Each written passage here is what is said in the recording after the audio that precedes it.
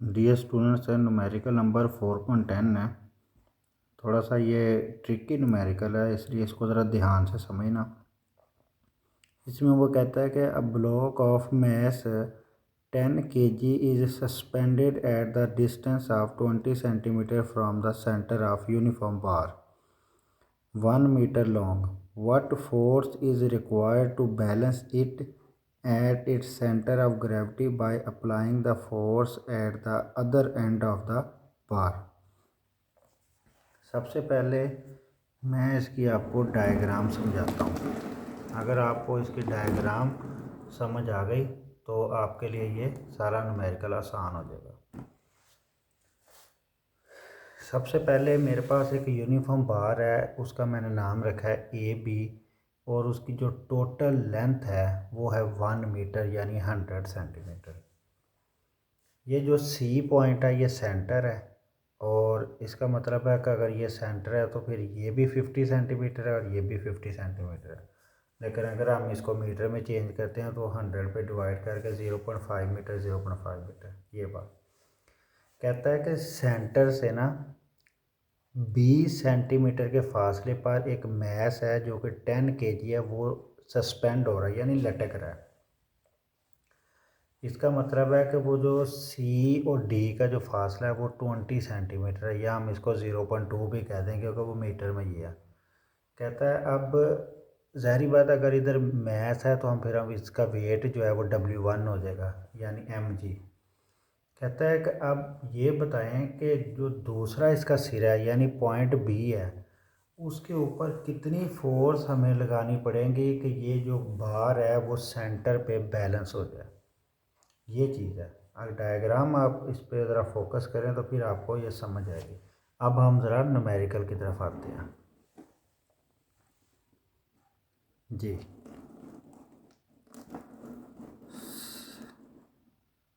जी बेटा, अब mass of block M है 10 kg और लेंथ ऑफ बार है ए बी यानी 1 मीटर। ये चीज़ें तो गिवन है।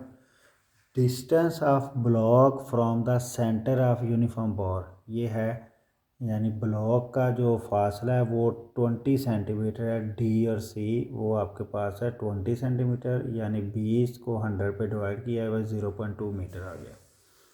अब distance of force from centre of बार, यानी कि ये जो सेंटर ऑफ बार से जो फोर्स लग रही है हमें जितनी वो लगानी पड़नी है फोर्स, वो आपके पास है बी और सी, वो आपके पास है 50 सेंटीमीटर। यानी डिस्टेंस जो है वो फोर्स जितने डिस्टेंस पे हमने फोर्स लगानी है वो 50 सेंटीमीटर है, वो हमने 0.5 यानी मीटर में चेंज कर लिया।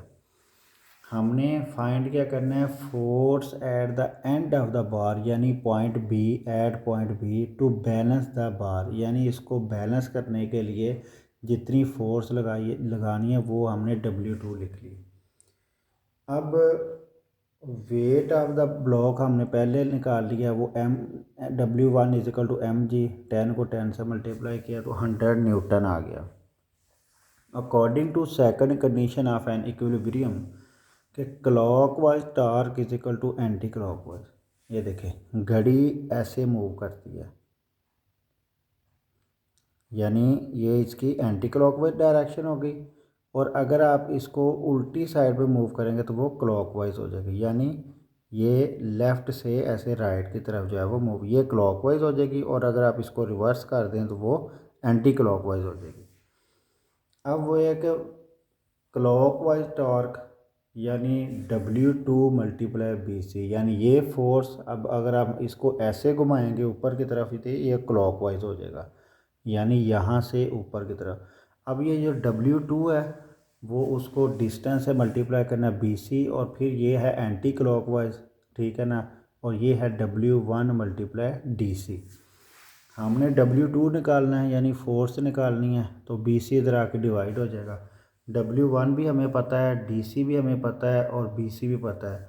ऊपर मल्टीप्लाई किया 0.5 पे डिवाइड किया तो ये 40 न्यूटन अगर आप फोर्स लगाएंगे पॉइंट बी के ऊपर तो ये हमारे पास जो बार है वो सेंटर पे बैलेंस हो जाएगा। तो इस तरह ये न्यूमेरिकल हमारे चैप्टर के कंप्लीट हो गए।